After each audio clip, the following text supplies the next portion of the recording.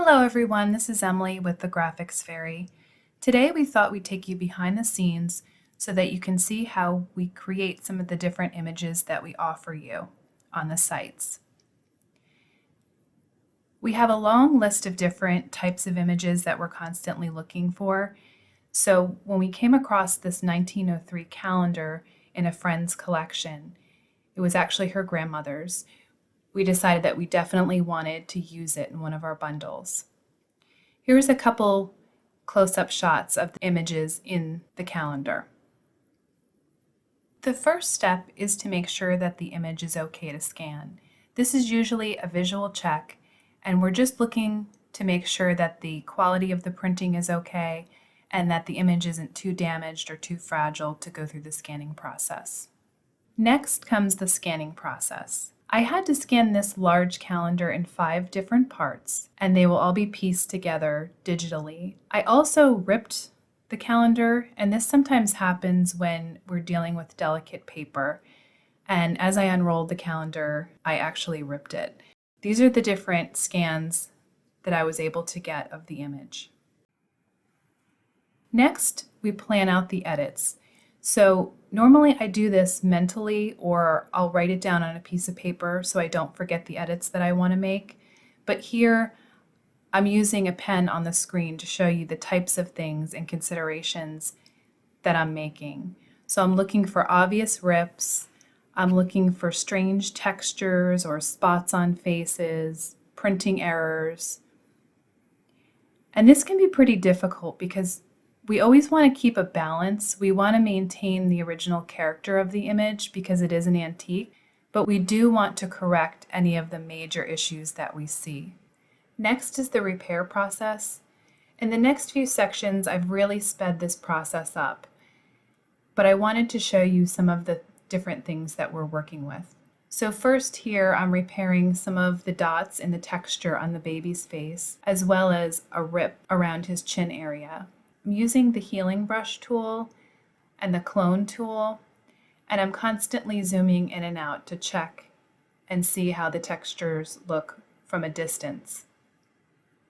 Next comes more cloning and blending, and in this series I'm attacking the strings to the calendar.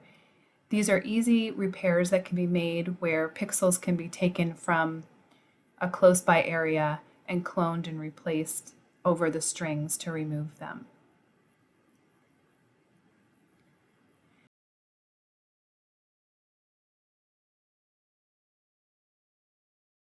Then I'm working on missing areas.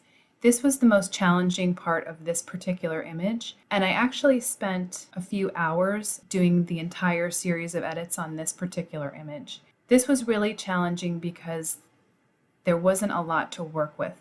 The blanket had the calendar on top of it. There was another baby's arm in the way, and there was also a ribbon over the bottom portion of the blanket. So it became really difficult. What I normally do for something like this would be copying areas, replacing them in other areas that are missing. I will also draw in new textures with the brush tool, and my goal here is to trick the eye into thinking that this is the way the image originally looked. In the next section, I'm taking different selection tools to remove the background. This will take the baby off of the blue background so that it's a standalone image that can be layered into other projects digitally.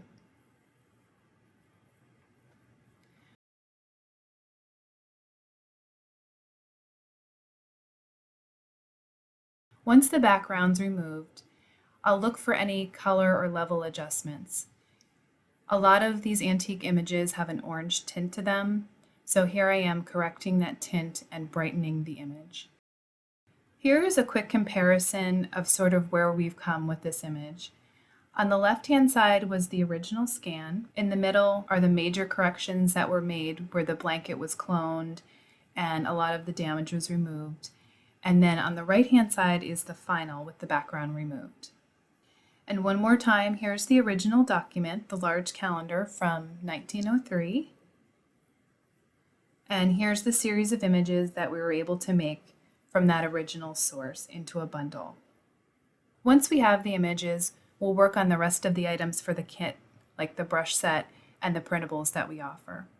I hope you found this helpful, taking a little peek behind the scenes at what we do over here and how we take images from their raw state into ones that we're offering to you all on the site. If you found this helpful, please like it below and don't forget to subscribe to the channel for updates. Thank you and see you next week.